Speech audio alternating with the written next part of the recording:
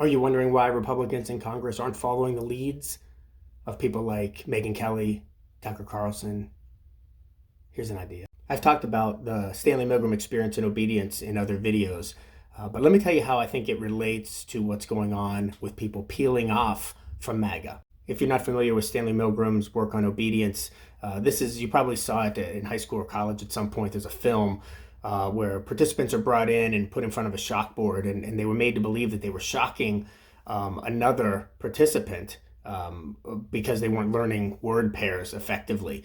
And it's often used to demonstrate how someone in a position of authority can convince us to do something that we ordinarily would not, simply because they are in a position of authority.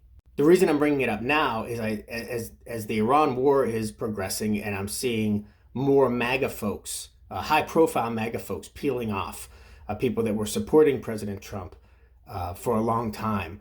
I think there's an interesting aspect of Milgram's work that is relevant here that I haven't talked about before. It's well known that about half the subjects were willing to go the whole way to the end of the shockboard. Remember that they were supposed to administer increasingly heavy doses of shock for each wrong question. And then about half the participants in one iteration of this experiment, there were many, went the whole way to the end of the shockboard, while others broke off somewhere before then.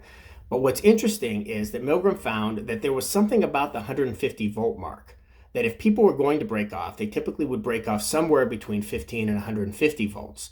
That if they went past 150 volts, it was almost guaranteed that they would go the whole way to 450 volts. There was no way anything was going to stop them after that. So here's what I think is interesting. If you imagine that the Trump administration, you could take the first and second one together as the shockboard. The 15 volts is Trump coming down the escalator and saying that the Mexicans are mostly rapists and criminals, or whatever he said. And that 450 volts would be the extent of authoritarianism, where the federal government takes complete control over elections, and we have an authoritarian regime, right? Imagine that that's the shockboard.